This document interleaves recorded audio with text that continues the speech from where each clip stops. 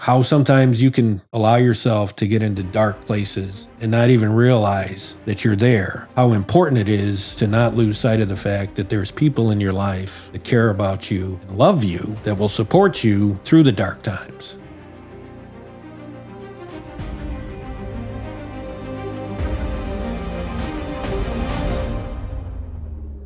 Welcome, everybody, to the Warrior Podcast. Today I have one of my nearest and dearest friends on. He had quite an interesting journey a few years ago. He wants to talk about how he hit rock bottom and what happened to him and how he dug himself out. It's a pretty inspiring story. I played golf with him in high school. Our friendship has gone well over 40 years. He's been on the podcast before. We told golf stories and talked politics. And with that said, my dear friend, Jon Bilich, welcome, my friend. Thanks, Frank. Thanks for having me. Nice. So what we're going to do is talk a little bit about your life and, how you got to the flash point of the spiral and then how you got out. Okay. Mm-hmm. Sure. So as I said, we met in high school. And John and I both played on the golf team, but tell me a little bit about your beginnings. I had great parents.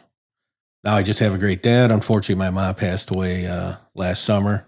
I got three sisters. You're the only boy? I'm the only boy. Nice. Yeah. So that was a little different in terms of learning how to resolve problems with sisters as opposed to brothers. You can't. It was made pretty clear to me at a very young age not to. We don't hate girls. Always having to negotiate and resolve things verbally rather than physically. It was good because it gives you a different perspective on things, right? Like I could go over to Dewey's house. There's 6 boys and a girl. It's mayhem in terms of how problems get solved. We grew up and started out in Lyons, and then my youngest sister came along, and while my mom was still pregnant with her, we moved into the house in Berwyn on 35th and Winona. And you were basically how old? I was in first grade. Okay, because I've only known you living in that house. Yeah, so yeah, I was in first grade when we moved, and at that point, I met some friends that are still lifelong friends, and I had what I would probably consider to be what I felt was like a pretty normal, childhood growing up. Ma stayed home because back in the day, that's what mothers did. They stayed home and they raised a family. They ran the house. Dad went off to work. Dinner on the table at 5:30. You better be at your seat at the table at 5:30. Nobody needs to, call you home. Living in Berwyn back then it's a middle class, just a middle class neighborhood. The neighborhood was, the neighborhood. Everybody looked out for each other. You walked to your friend's house, rode your bike, played sports all day long in the summertime when school was out. You come home from school when school was in. You do your homework, go outside and play. Come home and eat dinner. Go outside and play until you hear at least in our case, the whistle from the old man. Hey, it's time to head home and. Go to bed and rinse and repeat. And because I know you guys for 40 something years, I never knew your youngest sister because I was long gone from high school. Yeah. But the other two, Mary and Anna Marie, you guys were intelligent, studious, athletic, hardworking, respectful people. Yeah. That's how, we were raised. I played everything. Growing up, I played football, basketball, baseball, hockey, tennis, golf, anything I could get my hands on. I love sports. And I also, I always did very well at school. And school came, I'm no genius or anything like that, but school came, very easy to me. It was not difficult to get straight A's and be at the top of the class. And, then I don't know. When I got to high school, I kind of did the same thing in terms of, I didn't put a lot of effort into school. I did enough to get by and get B's and A's and whatever, just enough to keep me eligible to play sports. That was You my also main graduated with like a 4.2 GPA in ball busting. Okay, so focus. Well, and for you guys out there, he's a big guy right now. He's 200 something pounds, and he was 135 pounds on the golf team. All right, this little as shit. a freshman, 135. I ballooned up to 145 by the time I graduated. Yeah, but he could bust balls. I was like, this kid, I could break him in half, and he's busting my balls right now. So that's one of your superpowers. I just wanted to throw that in there. That was, part of that was having big friends, right? Look who I had. That's right. Look who I had in my corner. I had Dewey and I had TG, and Dewey was actually more than double your weight in high school. So, oh yeah. So, he played football. Timmy played football. Yep. I don't know. It just seems like that's how we all grew up. I don't know about you, but that's what guys did. You bust each other's balls. I've been in the presence of your round table, and it's been quite refreshing. So I got to put my suit of armor on. It's I don't know. Nobody ever takes anything seriously, right? I mean, it was like, getting in high school and then playing basketball and have a couple of coaches that were pretty tough tried to be pretty tough on you mentally, but when you're experienced at taking a bunch of shit from people, it's like, whatever. It's in one ear and out the other. It's not, if your goal here is to like tear me down or anything like that, like it's not really going to work because I'm so used to it. All right. So we're coloring out your foundation here. So now you're an athlete, you're a good student, good family. You got a really tight knit group of friends. I mean, you were very similar to me. I was 1 year older than you. You have your little core, man, and that core is strong. And you still have that core, which is a testament to the brotherhood. Right. Same with me. Right. So I just played golf with Dewey yesterday. Nice. He's been there since I was 7 years old. My mom always considered him, more son than my son's friend, you know what I mean? She always. Yep. And he's a PhD in ball busting as well. He's also got a PhD in that as well. All right. So now we're moving through your life. You and I are both avid golfers, have a passion for golf. And then you had the opportunity to get sponsored to just only play golf to see if you could make the pro tour. So color that out a little bit. So I was 22, I want to say. I think I was like 22 when, I played a lot of softball. And my softball coach happened to be my old man's accountant. And, he loved softball, and he always had he always wanted to be around good athletes, good, somebody who was good at anything that they were doing.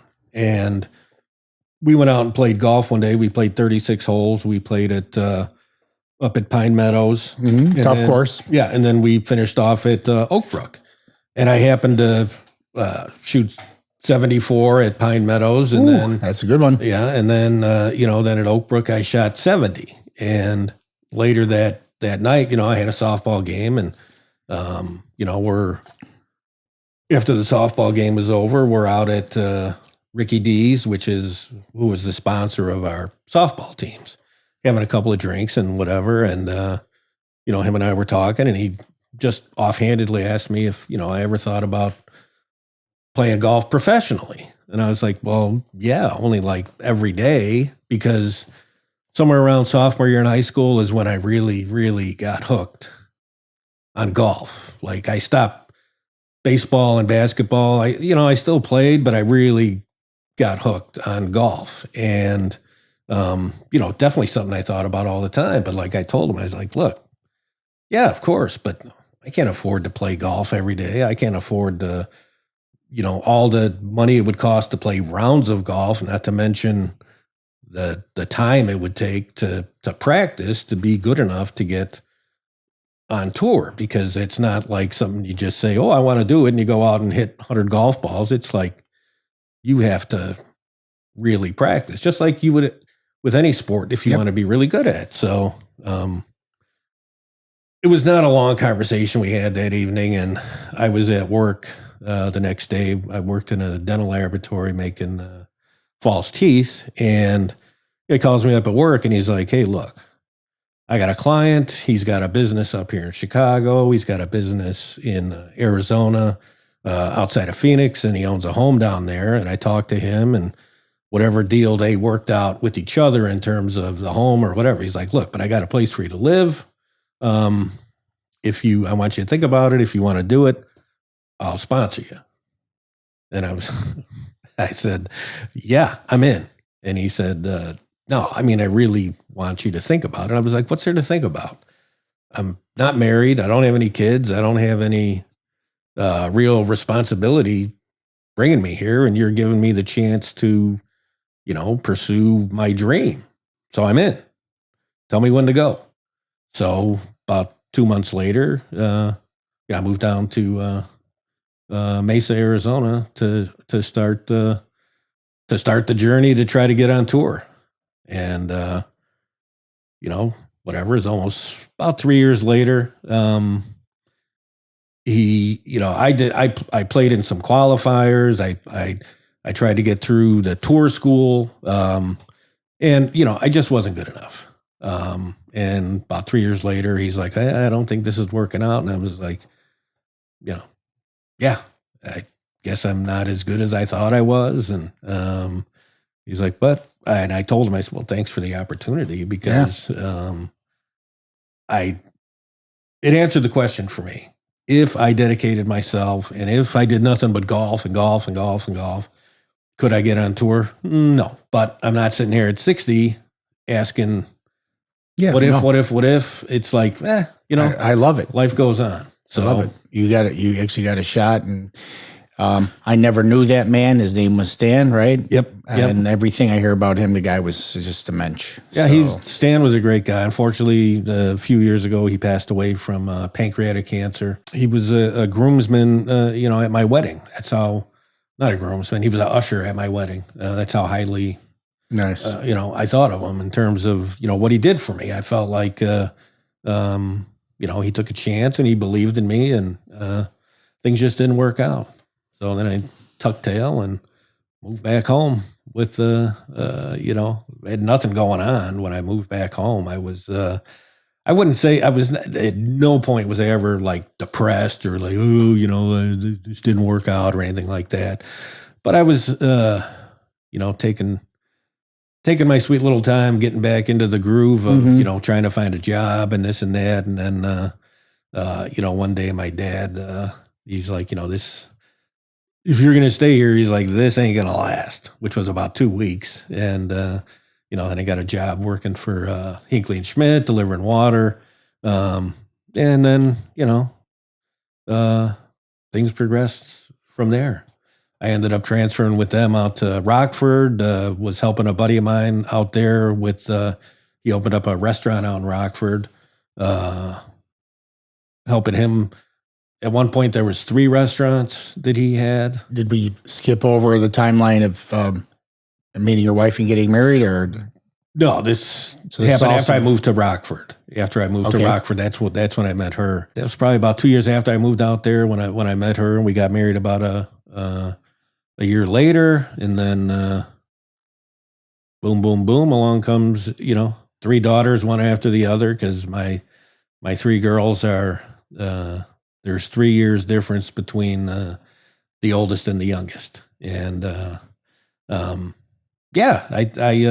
enjoyed that.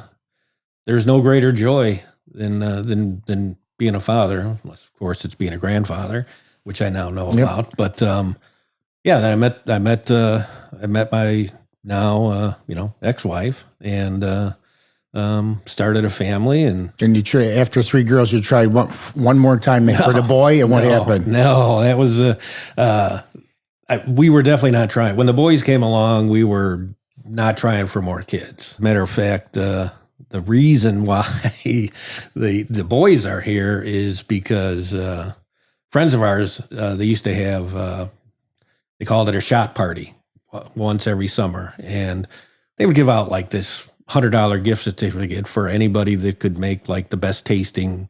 And they'd have like 40, 50 people there, everybody making these shots and drinks and whatever. And her one friend's, or her father made this like apple pie. It tasted just, you drink it, it tastes just like eating an apple pie. The thing was amazing. 9 months later, along came the boys. So Twin boys. So twin boys. And even with that, initially up till Samara had her first ultrasound, we didn't know that there were even twins. And I came home from work that day, and she shows me the ultrasound picture. And this was back then when things aren't as like tight as they are now in terms of the ultrasound pictures. And I'm like, that looks a little strange. It looks like, I go, are we having like, does this baby have like two heads or something like that? And she's like, no, there's two babies who apparently up till, they had the same heartbeat and everything. So it wasn't until like 22 weeks or whatever that we found out that there were boys, which I'm thankful. I'm thankful they're boys. Not that I don't love my daughters dearly, but at least it meant that I wasn't going to have, 3 more teenage daughters to deal with. Right. The name, and they'll carry on your name too, which is cool. So I've met all your kids. You and their mother, you guys did an awesome job. They're respectful, good people. I'm very proud of my kids. Yeah, absolutely. That's the best you can do. Even though things didn't work out between, me and Samara, we are still, more than friendly with each other. And it's always been, more important, at least in my opinion, that the kids know that, they have two people that love them and never try to play either one of us, never try to make the other one look bad. Yep. Right. You've never done that to me. And I have to give you a compliment, because when your oldest daughter got married, you did a little speech there, and you commended your ex-wife on being a great mom. And that was awesome. Yeah. So made her cry. Well, it's there's, how could you, and again, things didn't work out between her and I, but it's obvious because I do have 5 really good kids who are respectful, and they do very well. They all did very well in school. My 3 girls are out of school now, and they all have good jobs. And the boys did very well at school. One was valedictorian, and one was number 3 in their class. So, there was somebody that wasn't me that was there every day making sure, right, that they got stuff done. Yeah. Because we parted ways when the boys were 4 or 5 years old. So, I'd be rather blind to the obvious that she did a good job with the kids. I've known you forever, so I know your story, and we want to get to the low. So when you got divorced and stuff, I'd just be transparent with myself, with you about my marriage. All marriages have problems, and there were times where we were at the precipice, and the thought of not seeing my kids every day, it was crushing to me.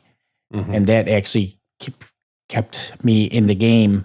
And then you got to the point where you couldn't see your kids every day, and that had to be brutal, right? Yeah, that was incredibly difficult, especially because, it's not like we were ever broke or anything like that, but we, made just enough money to, pay the bills and keep food on the table. And one of the things of when she first made it apparent that, she didn't want to be married anymore, that I tried to come at her with was from a, financial perspective. Like, look, we're barely making it now.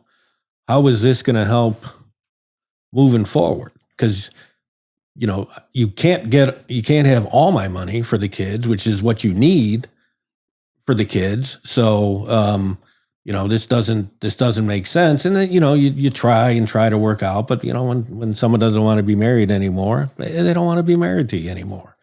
So, fortunately, the company that I was working for at the time, they had a location in Rockford, and then they had another one in Chicago, and I was able to to transfer with the company to the Chicago branch, and fortunately, and I was able to move back in with my parents, which is not like personally what I wanted to do. It's not optimum is what I would say. is not what I wanted to do, but I felt that regardless of what I want to do, I have 5 kids I have to take care of.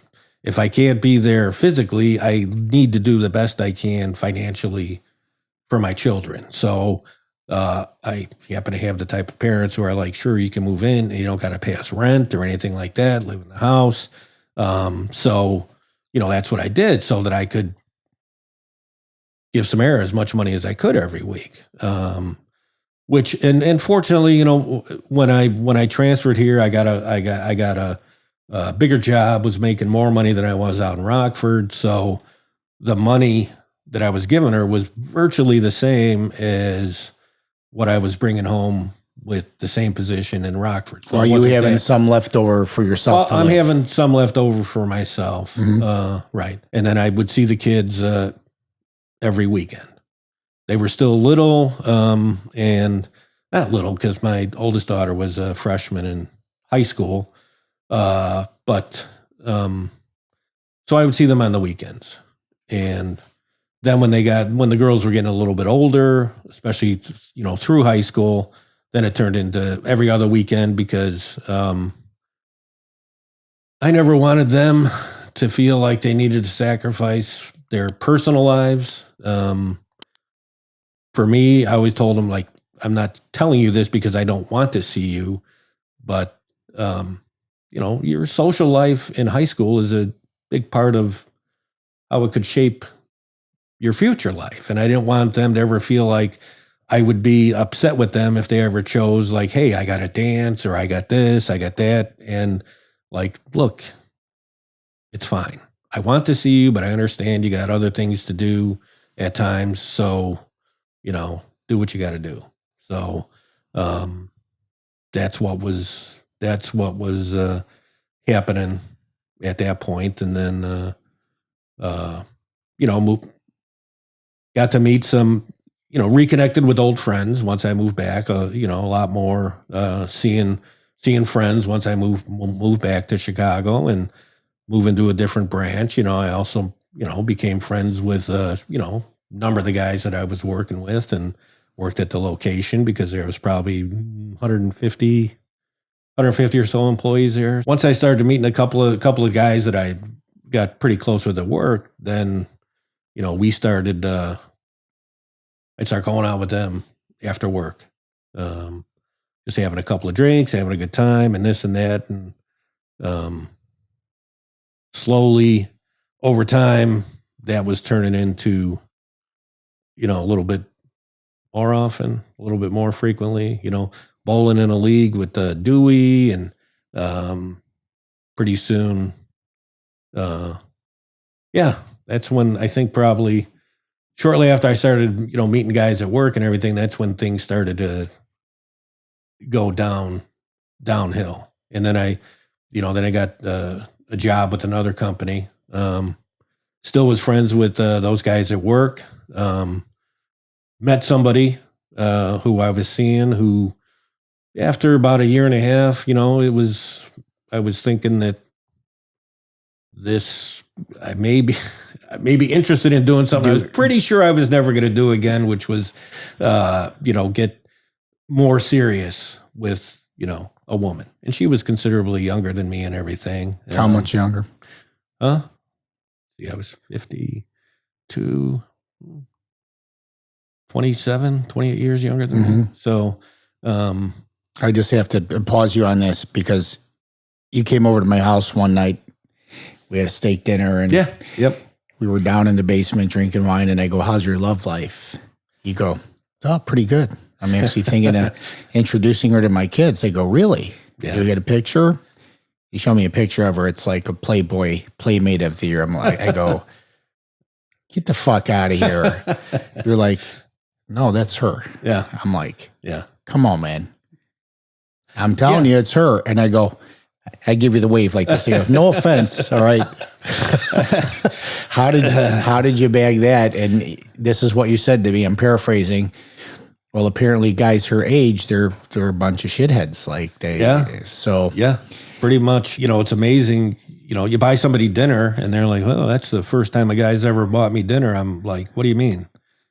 She's like, well, anytime I've ever been out with someone, they're always like wanting me to split the check or me to pay. I'm like, it's crazy. That doesn't. That's make a whole sense. Nother Right. podcast there, but it's crazy out there now. So that's got nothing to do with anything other than things didn't work out between her and I, and I was helping her out financially and a little bit here and there, and things didn't work out, and probably right about that same time is when my mom really started to go more downhill physically. She had MS, and then she was dealing with which took a while to figure out, right? Took a while to diagnose the MS. Mm-hmm. She was dealing with some vision problems, some just a bunch of problems physically, and it was making things uncomfortable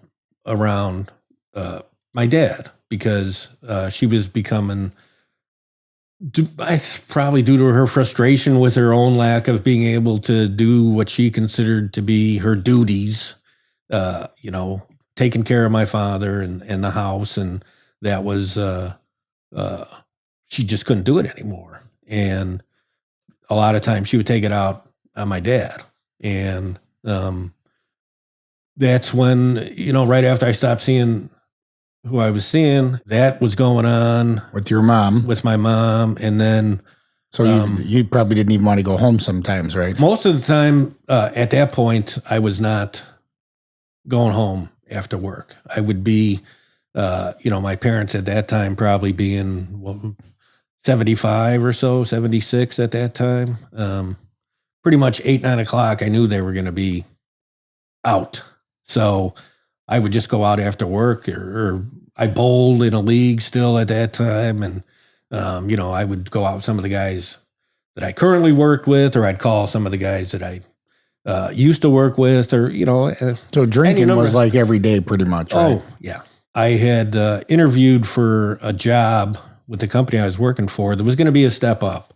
And it was a job that they continually had posted and then hired, and then they took it down because they hired somebody. But then 3 months later, the job is posted again, and part of it was because they were continually hiring the wrong persons. And I interviewed for the job, and I admittedly, judging by what the regional HR manager was like, hey, when can you start? And then the regional vice president basically said that, told her, whoa, he doesn't have a bachelor's, which is true. I don't have a bachelor's. And he's like, well, for you to get this, we'd like you to get a bachelor's. And I was like, well, I'm not going back to school. I'm just not doing it. If my success with your company up till this point isn't, proof enough of the job that I can do, then, I don't know what to tell you. And he's like, well, then maybe you're just going to, you got a choice to make. And it was at that point that I started at least putting some feelers out for, some other jobs. This is just a little side trip, and we're going to come back. That's the stupidity of the workplace. A bachelor's degree. Right. I mean, I never finished college. It has nothing to do with anything. The job you were doing, bachelor degree wouldn't have given you any more skill set than you already had. No. So that's my sidebar. Yeah, absolutely. It was probably about at that point that I was starting to get just like some inner anger about stuff, I guess you could say. I don't know. I didn't even realize it at the time. I was going through life and probably kidding myself that I was happy and life is good and, well, I'll just keep going to work and, hanging out with the friends and going out and drinking was getting to be like, it was getting, it was going from, like 3 or 4 beers to 6 or 8 beers and a couple of shots and then driving home. And it was just getting to be, more excessive, you could say, because there was plenty of times where I drove home that I probably shouldn't have, even for, I just shouldn't have. And then, one day, I was at work and talking with one of the guys I work with, who I'm still good friends with, and we were just talking about stuff, and he told me what he did. Was he went online and looked for escorts, and he's like, here, maybe you should try that. And I was like, maybe I will. I don't know. So I did one day, and the person that I texted was like, they said they were a 16-year-old girl, and which I didn't believe that that's who they were, because my feeling was if you were a 16-year-old, hooker, was that something you'd really advertise to your prospective clients, unless you knew who they were, right, and how they would or wouldn't react, and you would probably kill some of your potential clients if if that were true. I understand that logic, and plus, I'm pretty sure. Well, I'm not an expert on prostitution websites, but I've got to believe they're pretty strict on. You got to make sure you got to at least answer the question: are you at least 18? Right. I'm pretty sure that's how that goes. I was new to it, myself. I didn't pursue anything with that at that time at all, and it was probably a couple weeks later, and I was out after work again, and I was at this point, I was extremely drunk, for no better word to put it. And I had went home, and while I was driving home, there was a text from this particular number, and I was like, what the hell? So I'm drive over to the hotel, and when I get to the hotel, it's like I get this vibe that like, well, you were probably right. This isn't an actual, this isn't an actual person that I'm dealing with. I sat in the car for a little bit, and there was cars, same car driving through the parking lot a couple of times, and I'm like, oh, shit. And I was like, I should just leave. But then I'm like, well, what if they know, what if they know it's me and they pull me over and I get a DUI? I'm like, I can't afford to get a DUI because I have to be able to drive for work at times. So I can't afford to get a DUI. So, I'm going to go in here and take my lumps. I never once thought that it was as serious of an offense as it is. I'm not trying to downplay. I'm not trying to say I didn't make a mistake. So the whole thing was, it was a police sting. It was a sting. It was a police sting. Okay. When I did find out how serious it was, I was like, are you kidding me? There's not even a person involved with any of this. I'm like, why can't you just give me a DUI? That's probably worse. That's going to be worse for me. Never knowing how, serious that it was, so I get arrested. So what is the charge then? Well, the charge that I got was traveling to meet a minor. I got arrested and put into jail, taken over to Maywood, and I was there for the night. And I woke up in the morning, and at first kind of trying to piece things together, and then like, it was like right then and there where I'm like, considering doing the worst, why though? What was going through your head? I thought of my daughters first and foremost, like, what they're, I don't want to have this conversation with my daughters, right? This is not a conversation I want to have, and the embarrassment and the shame that they'll feel. And the same thing, for my parents is like, I let these people down, and it's my fault. It's my fault that they're going to have to deal with stuff that they shouldn't have to deal with.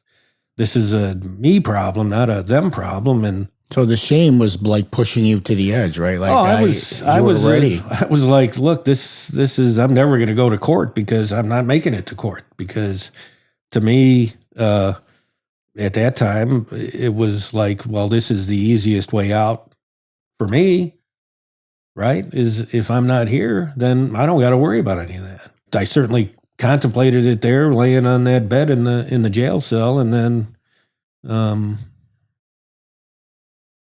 I just at some point there, I was like, well, that solves nothing. All that does is create even more problems for all my kids, my parents, anybody else. They're left with questions that they can never get answered, right? Like, how did we miss this? How did he get to this point in his life where he did that? And that does nothing but takes care of my issues, but it creates a whole bunch of problems for other people. And I just said to myself, you made a mistake and you screwed up, and regardless of anything else, you're going to have to put your head down and pull up your big boy pants, and you're going to have to move forward with I want being as a part of your life. I want to tell our viewers, like, you're telling your side of the story. My side of the story was I was in my kitchen in the morning and I had Channel 7 News on, and boom, your picture came right on the screen about the story. And I'm like, holy shit. And all I could think about was not like, what did you do? I was thinking about, how do I get to him? I called you. No, I don't know if your phone was turned off. No text, no nothing. And I was worried about you. And I got a hold of your sister, and I said, I can't get a hold of him, but just make sure you tell him to reach out to me anytime. This is just an amplification of what you're saying. You're feeling all this shame and stuff, and then boom, you're on the TV set. You know what I mean? Like, that's sure. Right. That is just cause to punch out of life. So, in my opinion, that's how I felt, for sure. When I first woke up, and for a little while afterwards, I'm running through things in my mind. How can I do this and make it look like an accident? Yeah, and, you're an engineer like me. Like when we play golf, I could see you actually going through the actual process, right? Yeah, I mean, in detail. All these, like, hey, if my car just suddenly swerved into a bridge abutment and it's an accident or something like that, that way, life insurance, somebody would still get something out of it for. But I just felt like at the end that's selfish to do that, because it only fixes my problem. So who in your family knew first, and how did they know? Well, I'm pretty sure it was my parents. I don't know who knew first. Well, who'd you tell first then? Well, I didn't have to tell anybody. They all knew. You mean tell what? That I had these thoughts? To tell what happened. Oh, well, because you were in jail for a night, right? Well, I think Anne Marie, her husband Dan, saw the same thing, and she called my parents, and then my family knew, and then so they found out not through you, because they. Well, yeah, there's no need in a position to. Right. I mean, I hadn't even had a chance to make any type of phone call yet or anything. So. Spent a couple days there, and, my dad bailed me out. From that point, the journey of reconstruction began, having to go home and sit down and, talk to my parents about what happened and what I did, and How did apologize to them. And how did your dad handle that? Was he like, you're a dumbass, or oh, that was Mary. That was Mary. Mary was your oldest sister? Told me, you're a dumbass. I can't believe you do some of this stupid shit. And she finished it all off with, but you're my brother and I love you. Same thing with my parents. My dad was like, I don't think all this drinking you've been doing has been, very helpful. And I was like, I would agree. And, he said, you're my son and I love you. So, I'm here for you, whatever you need. Same thing with my mom. So, that was very helpful. And a couple days later was when, Anne Marie told me that you had, is it okay if I give Frank your number? And I'm like, of course it is. And then, you and Dewey and some members of my family and Timmy and all my, all your brothers were there. They've helped me climb out of that dark hole. Cause it was it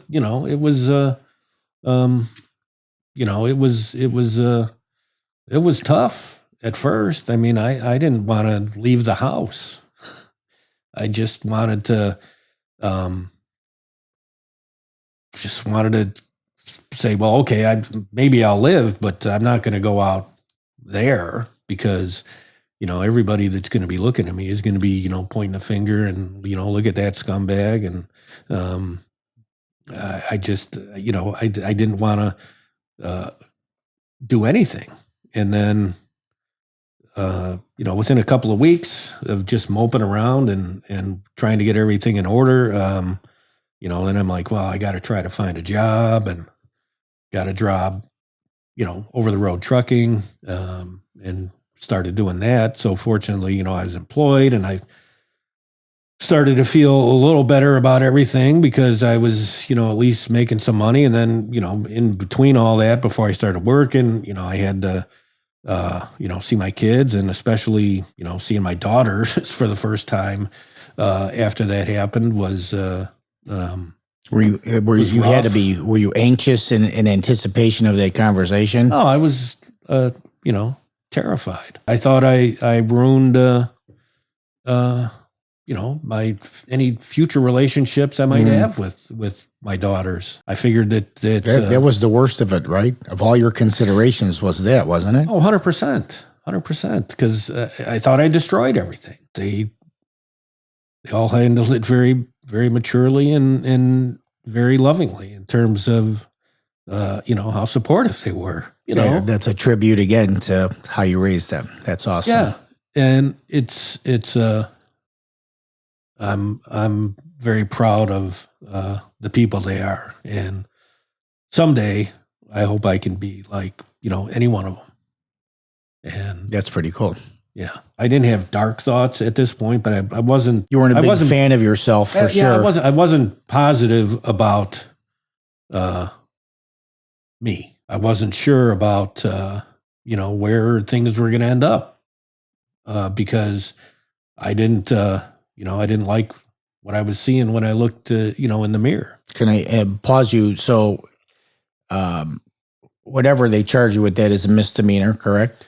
And what did the state determine that you had to do? Like, what was your penalty? I had to go take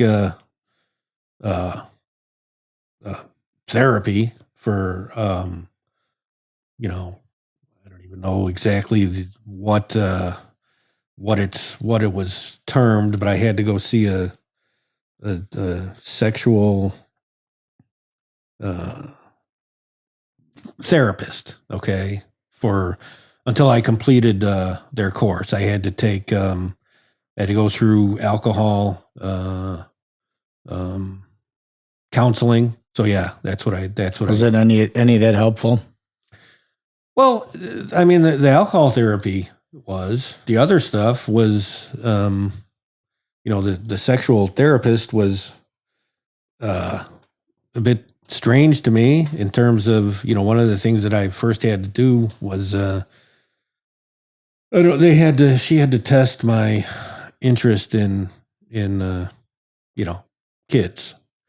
And one of the things that I had to do is I had to sit in front of a computer, and they would flash pictures on the screen, and I had to, she's like, you have to think about, you see the picture, you have to think about them in a sexual situation, and then between 1 and, I think it was 1 and 5, show your interest in the picture, and you know, like fantasize about it. And I'm okay. And she stayed in for like the first 3 pictures that were up, and I just kept hitting 0, 0, 0, you know, and she's like, you can't do that. I'm like, what do you mean? You're showing me pictures on the screen, you know, sometimes of like a 2-year-old kid. I'm like, 0 interest, no interest, no interest. And she's like, but you have to think about them in a sexual situation. I'm like, you're asking me to think about something I'm not interested in whatsoever. I'm like, 16-year-old hooker, 2-year-old kid. I'm like, there's a big difference there. I said, not interested in anything having to do with kids. I have no interest in touching a kid, no interest in harming a kid, no interest in, sex with a kid. But I had to sit through that. What I'm about to say is going to implicate me a little bit, but I remember it was either our first conversation after that or one of the first conversations. And I just said, you know, a physically mature 16-year-old woman to be appealing to a man is not unnatural. This is not, I know our laws have a boundary that, if you're not 18, you're a minor. And then if you're 19 having sex with a 16-year-old, you're breaking the law. Right. So, but it was not unnatural it's just not unnatural for a man to want to have sex with a young girl, not a girl, but, a fully developed woman if she's 16. Right. So I made a point to tell you that, like I said, I'm implicating myself, but that's just the reality of human nature. Well, so at least what I was going through as far as like the therapy part of it, it's vastly different what I did than some dude hanging out at a grade school looking to pick up some little 8 or 9-year-old kid because he's got a thing for little kids.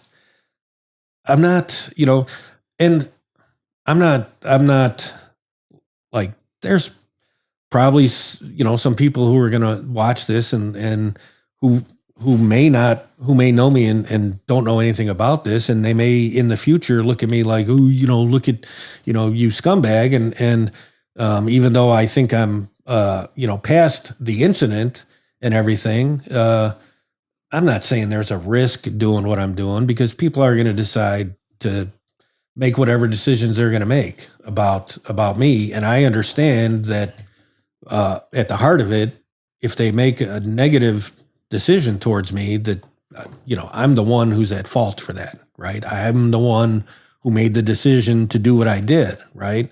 But I felt doing this with you was important in terms of how sometimes you can allow yourself to get into deep, dark places and not even realize that you're there, and how important it is to not lose sight of the fact that there's people in your life that care about you and love you and that will support you through the dark times. Because that's what I forgot, right? Is that I thought I could just, either fool myself or just take care of I can deal with this, right? And it wasn't until look, this'll sound stupid, but that night that I got arrested saved either my life or somebody else's, because the way that my life was going, someone was going to die. Could have been me, could have been some poor mom on her way home from work that I ran my car into and killed. So that's where I was headed. Mm-hmm. And as bad as it is having to deal with what I had to deal with, it's my fault that I got to deal with it. But if it didn't happen, I feel pretty sure in saying that someone was going to die. I do believe that we are all part of a divine fabric, and everything happens for a reason. And you could be very well 100% correct. Yeah. And another thing that I saw that it did is your support system got tighter. You know what I mean? Oh, absolutely. Because, Absolutely. And that isn't for everybody, because I know some people in your family did a degree of disowning with you, which we talked about in great detail. And one person, one niece specifically, doesn't want to have anything to do with me. Didn't invite me to her wedding. Won't talk to me, nothing. And, I still love her and care about her. She's my niece. She's my goddaughter. And, I understand that, I screwed that up as far as she's concerned. It did lead to a big argument, between me and her mother when I found out that, I wasn't going to get invited to her wedding. And, me and her got into a big, huge argument because, I don't know. I just felt that was the wrong thing for her to do, would be to exclude me from, a family function, and, that the better thing would be to invite me and at the same time say, but I'd prefer you not come. I can handle that a little bit better. And me and her, we got into a big argument, and, I talked to you about that, shortly after it happened. And, you said, well, what you should do is write your sister a letter of apology, and, write your niece a letter of an apology. I didn't tell you to do it. I said, here's an idea. Right. You suggested, which I did. I wrote them both letters apologizing. I wrote to Anne-Marie apologizing for the argument. And I wrote her daughter an apology as well, which I've never heard back from her, which is okay. I feel good about the fact that I sent her an apology, and if she chooses that she still doesn't want to have a relationship with me, it in no way changes the fact that she's my niece and part of my family, and I love her and I care about what happens to her. And I know you well enough to know that if either of those two people were in trouble, you'd be there in a heartbeat. So yeah, absolutely. And that's what the family's unit is all about. Right. I don't like the fact that my niece has chosen to exclude herself from so many family functions. Since this happened. She didn't come to my dad's 80th birthday party just because I was there. My mother's 80th birthday party, my parents' 60th wedding anniversary celebration. There's been a whole bunch of things that she's excluded herself from, which was part of my argument with my sister, which, disappointed my parents greatly, because, that's their grandchild, and there was opportunities for them. My mom being on the serious downside of life at that time, there's not many opportunities where everybody could be together, and to have a couple of exclusions just for, like, what you find it impossible to be in the same big room with your horrible uncle that did the horrible thing, and you can't even associate with the rest of your family, and it didn't make sense. Yeah, it doesn't make sense to me. I've seen these things happen, and I told you a story about me and one of my dearest friends before we started the podcast. And sometimes those things come around; they correct themselves, and people come together. Eventually. Mm-hmm. I think writing the letter, the reason why I suggested it to you is because words are the most powerful force on earth, in my opinion. Mm-hmm. And the written word has permanence, right? So your written word can't be misconstrued. You never said that, right? You can't use that. It's like, here is what I said. And they can reread it, and it's always there forever. Right. And the one thing I know that you always do in everything, and this is kind of funny, you learn a person's personality on a golf course, right? we would always make fun, like, oh, it was the elements that caused me to miss the putt or whatever. We would act like it, but we know right away we fucked that up. Right. How many times do we call ourselves a fuck up out loud? Right. That's accountability. I had a bad shot. So you've alluded to this in this discussion many times. It's my fault. I did it. And that to me is the most important thing, is taking accountability for what you did. And that's how you correct, improve, and move forward in life. Don't you agree? Oh, 100%. You know, sitting there in the jail cell and taking an accounting of your life and what you've just done to it.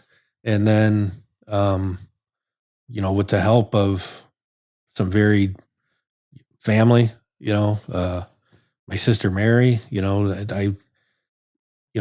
and Glenn and their kids, my parents, my kids. I'm not going to mention the name, but one of your nephews, a couple of them, well, you only have a couple of them, but man, they're just staunchly stood by you. Oh, absolutely. That's awesome. And you them, right? So 100%. Yeah. Mary having the love to tell somebody, you know, when they're screwing up, like, you're an idiot, you know, you're a dumbass. I don't understand you, but I love you. Yeah.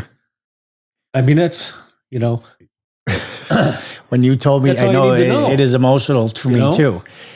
That's your big sister. Right. She said, hey, you fucked it up. Right. Right. And she gave you a boot up your ass. And then she said, I still love you and I got you. That's awesome. To have those, you know, people and, you know, like yourself and you know, my other friends, you know, Dewey and the other guys to stand by and help, you know, put the pieces back together where, you know, when you reflect, you know, because you and I, we've talked about, you know, so much of this stuff, you know, so many times, but to help you put the pieces of your life back together. And then when you can take a look back and say, like I've done, I don't know how many times, like, how the hell did I get where I got? How did I miss, like, all these people that I have in my life that I should be so happy? How did I miss that leading up to, you know, that night? How did I, you know, what? And for a little bit there, it was like, you know, being hard on myself for a little bit, like, you know, again, like, you dumbass, like, you got people like Frank and Dewey and your sister and your parents and your kids and all this stuff. And, you know, how did you let yourself get to be so miserable? And, I know I'm not trying to, like, therapy and mental health. I'm not trying to, bash it or anything else. It works for some people and whatever. But if you, much like the addict, if you don't recognize that you have a problem, if you can't say to yourself and you can't look in the mirror and say, you know, you fucked up, that you did this, that you need to change this, then you can go to a therapist all you want and nothing's ever going to change until you can take a look at yourself and have that hard conversation with yourself and say, I got to change this. And I know you've had a lot of people pass judgment on you and tell you, you know, you need therapy. Right. Now, I have a bias against therapy, against therapists. And I've had some clients that were therapists. One was a high-level psychiatrist and a published author. Mm-hmm. And she was at least 80 years old. The thing about therapists, which I'm slanted, okay? I'm just going to preempt that. I say all therapists have therapists, okay? And I know people, and so do you, they've been in therapy for decades. Yes. You can't get to a fucking place in your life where you're good. That means to me the therapy's not working, all right? If you can't set sail eventually and only need, you know, once in a while tune-up with your therapist and you got to go regularly, they're not doing their job. That's my opinion. Well, and I had a scenario with one of my therapy clients, roughly about my age. She was referred to me by her brother, and he warned me. She's a therapist, blah, blah, blah. Very overly sensitive, very little emotional control. Mm-hmm. And so the energy just wasn't there. The relationship didn't last, but we had some interesting conversations. And, I'm all about accountability. Well, her style of therapy is not about accountability. Right. It's about recognizing who wronged us and where we were wronged and all this, which I consider bullshit.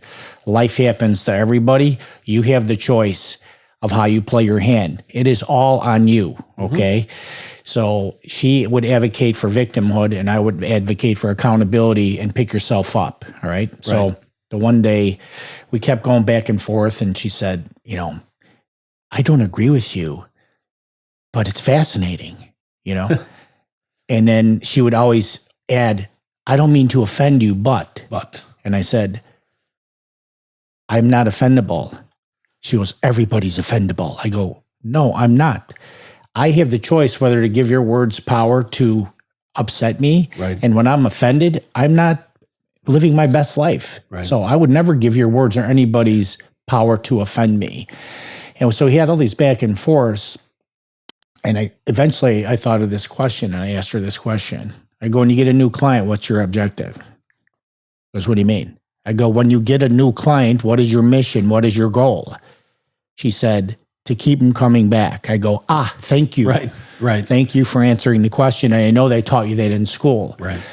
I said, my objective, and I do coach a lot of people, is to give them enough that they can set sail and they're good.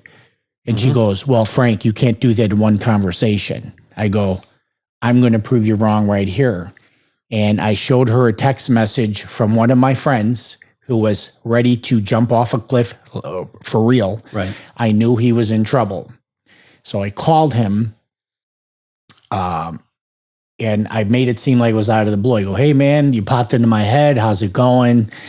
And he told me his story. He was failing in business, and I told him what I told him, and I hung up the phone. Well, a year later, he made it. He didn't.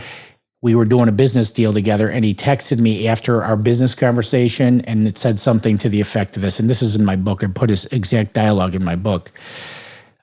He said, you don't know this, but a year ago, you called me out of the blue when I was 1,500 miles away from my family, getting ready to rid them of me. Right. And he said, you told me I was a warrior and not to give up, and I was a visionary and all this other stuff. And he said, I took that as a message from God not to quit. Yeah. And I just wanted you to know that.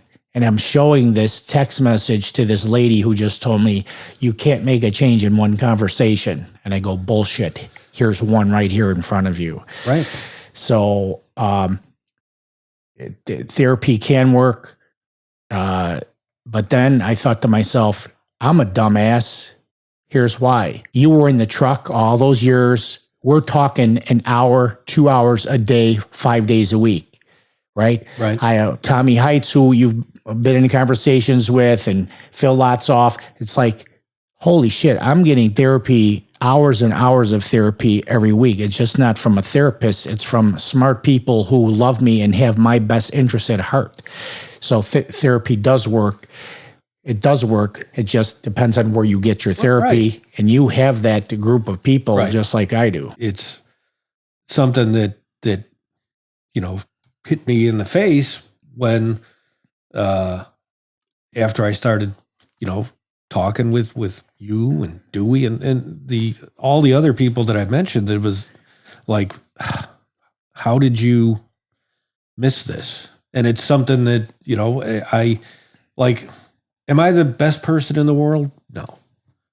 But am I going to try to be better tomorrow than I am today? 100%.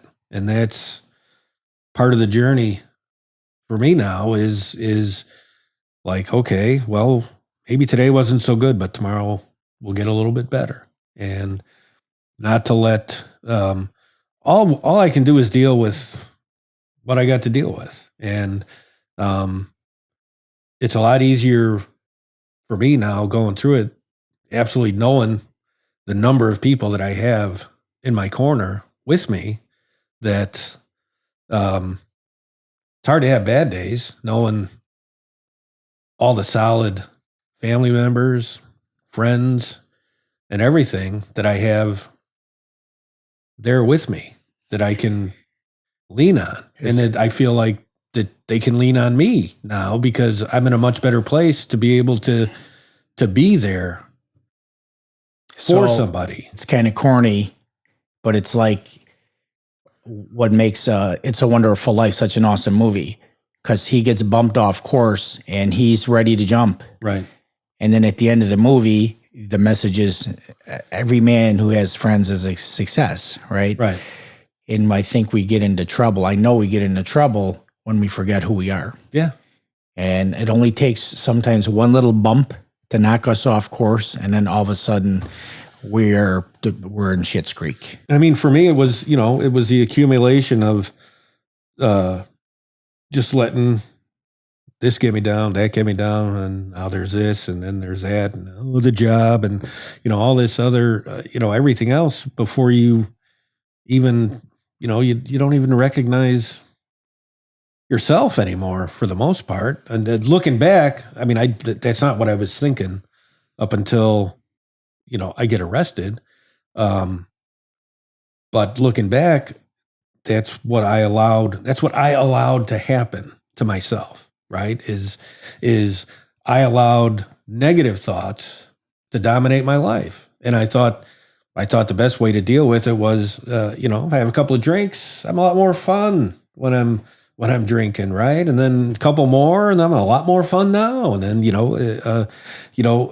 it's to go through that. And then on the back end, to realize everything that you missed, and having people with the courage that love you to tell you things that maybe you don't want to hear, right?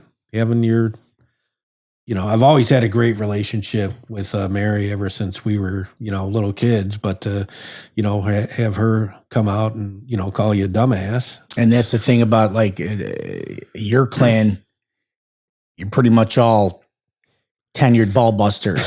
So when it's serious stuff, it's going to be a serious ball bust, right? Yeah, so because a little bit ago, one of my relatives got into a little bit of trouble in our group chat that I have with my sisters. One of my sisters was, her reaction was like, well, why did he do that? My first thought was, I need to reach out and let him know that I'm here, so I called him, and he started to apologize to me. I was like, no apology necessary. You made a mistake. I don't judge. I just want you to know that if you ever need someone to talk to that isn't your parents or, one of your siblings, I'm here for you. I just want you to know that, and you don't owe me an apology. You don't owe me anything. You made a mistake, and life goes on. You didn't kill anybody. You didn't hurt anybody, but I just want you to know that I'm in your corner. I wouldn't have done that so readily, right? If I hadn't gone through what I went through, right? So, again, the worst day of your life could have been the best day of your life if you really frame it out. Tony Robbins does a thing like that. Well, first day after getting home, and then every day after that has been a little better. Right. And what more could you ask for? Because I hit rock bottom. I couldn't possibly, looking back on that, I can't possibly ever get into that point again. When you're sitting at the point where you're ready to take your own life, like that's just pretty much, you're on the precipice of life and death right there. That's the bottom. But also a big part of that is knowing in here that I got the people in my life that I got. And I know that I'm never going to let relationships get to the point where I don't appreciate and understand that I have those people in my life. And I know that I've always got people that if I'm feeling a little bit crappy about something, I call Frank, I call my sister, I talk to my dad, whatever is a big help. Yeah. Huge help, to be honest with you. I had a similar conversation with my nephew not many years ago, but several years ago. He got into a bad situation and, it was scandalous and whatever.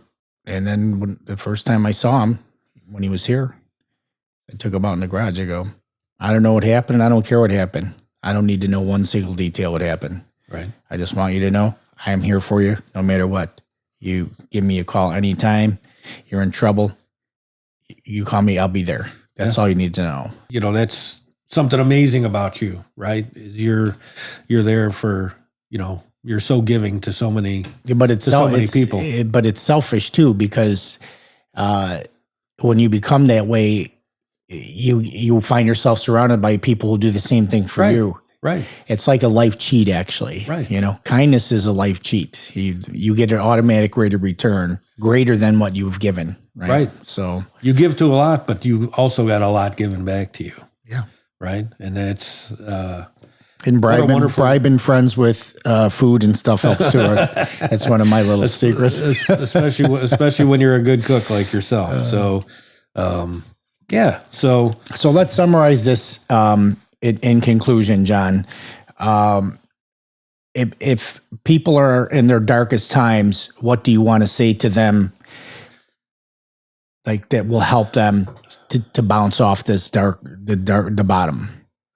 It's never as bad as you think. Number one. Number two, I hope to God that you have somebody or someone's in your life that you feel like you can trust with anything, and use their love and kindness to help you get out of your dark place. And don't forget that you have those people in your life. The people that I see on the street or whatever that are all alone, and I don't know how anybody gets to that point in their life where they have nobody that they can count on. And when you lose sight of the fact that you have people that you can count on, I think that's how you end up there. And you forget that you have people that you can count on. It's not that they don't have people, it's that they've lost sight of the fact. Right. And then sometimes you think their love for you is conditional, and they will never forgive me for this, which did happen to you with a couple. But some people's love apparently is conditional, and that's okay. Yep. It has nothing to do with how I feel towards them. Exactly right. And that's like, all that matters is how you feel toward them. And like you said, when you're unoffendable, you can't give, you can't let somebody's words have power over you. I can't change how somebody might think towards me or anything else, but what I can do is try to be the best person that I can be and not let that affect me. Because at that point, if I were to say, well, you wrote me off, so I'm going to write you off, it's better to say, well, you wrote me off, but at least now I know you're not in my foxhole with me, but doesn't mean I don't love and care about you. It just means I can't count on you like I can these other people. And that's okay. Because we don't need everybody in the foxhole with us. We can't have them all. And you might very well jump in their foxhole with them, though, right? If they needed you. All right, you know who I'm talking about. She's my sister, and I love her, and I'll always love her, and that will never ever change. Anything I could do whenever she would ask, for me to help her, I would drop everything and do it. I guarantee it. I know that for sure. And if by some miracle her daughter asked me to do something, I would 100% do it. To me, it just doesn't make sense to go through life with that kind of anger towards other people. It's just like you've said it so many times to me, like, you compartmentalize relationships, and this person is still a friend, but they're just not this friend, this Correct. Group of friends. Yeah. But they're still a friend. Yes. Right? Yes. So it's okay. My godfather gave me some good words of wisdom when he was alive. He told me about his brother-in-law. So screwed him, and a big screwed him in a business deal. And I'm like, why do you even keep in touch with him? He's like, if you can't give your family a pass, who can you give a pass to? And I never forgot that. Yeah. He just said it bluntly like that.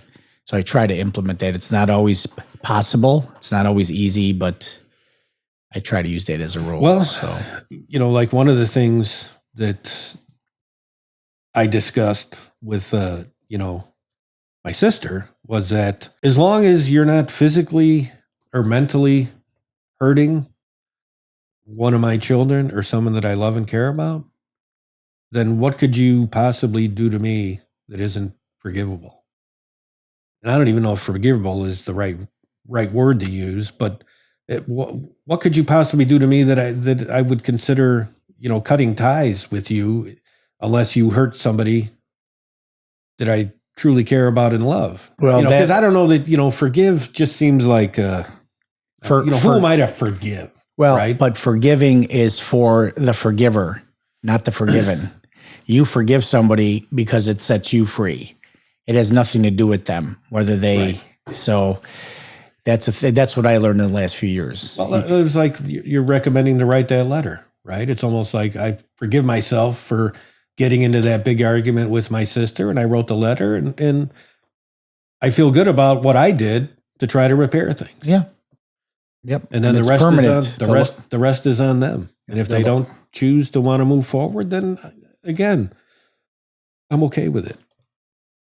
Because I was the one that gave them the reasons to feel it the way they do. We've already talked politics in another podcast, but a strong, intense emotional response to anything, this is my opinion, and I wrote about this in my book. The more you swing on the emotional, anger, unforgiveness, or whatever, the less intelligence you're diluting your own intelligence, right? Mm-hmm. And families will break up over who they voted for in an election is absolutely ridiculous. Correct. So, and that happens, and that's because that emotion, that hatred, whatever it is, you're letting your emotions dictate your actions, not your intelligence, and that's another whole topic. But happened in my family with this very same person. Yeah, well, we don't want to. We've talked enough about that. So, but in any case, I have so much gratitude, so much love and respect for the people that that have been there for me to help me get to the place where I'm at today, which is one of happiness and comfort. And I feel good about giving back to other people too. And I want to thank those people, you being a big part of that. You've been a big part of helping me get back to the person that I am and better than I was. So, I appreciate that. Thank you. And I know if I get bumped off the road, you'll be grabbing me too. Absolutely. Get your ass over here. Absolutely. Right. So, awesome, brother. I'm grateful for our friendship. We've had so much freaking fun. We talked about a lot of our golf stories, and it's a blessing. It's a blessing that we have each other and we have our group of people. And like I said, we only get in trouble when we forget that we have that. You know what I mean? Yeah. So, can I give you a funny golf story from just yesterday? Sure. Okay. And we'll finish with your funny golf story. So you talked about earlier about like there was a lot of times on the golf course where you could see my mind working and this and that and working on a problem. So hit my tee shot into the trees, right? And I'm looking, I got the easy pitch out here, and then I got the one going between two trees, and safe, chip out, wedge, maybe make a putt for a par, or I got this one. So which one do I choose? I choose this one. Of course. Of course. So 5 irons later,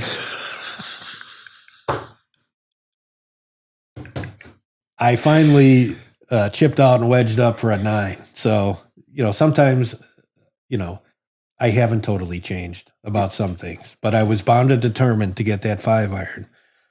And when you try it and it fails, you'll be damned if you're going to give up now and then pitch out, right? Again, you're going to tin cup it. I'm going to keep hitting, and I don't care what I get now. 5 irons later, I finally made it, but it ended up But is it a good shot when you finally made the 5 iron? Was it the way you wanted to execute it the first 100%. time? Yeah, nice. Right through, a little fade, boom, right short of the bunker. And you probably told yourself, see, I got that shot, my bad. Chip up, 1 putt for a 9. God bless me. Awesome. Well, brother, thank you for joining me today. This was a big deal for you to talk about your fall, and I commend that. That's courageous. So I think this will be this will relieve some of the stuff that's been looming around in that medium-sized brain of yours. So thanks for having me, Franco. Love you, brother. Love you too, and thanks for all your help. Yeah, my pleasure. Thank you, everybody, for joining us today on the Warrior Podcast. Remember, there's a warrior inside us all. Thank you again, Jon Bilich, for being here. We'll see you at our next podcast.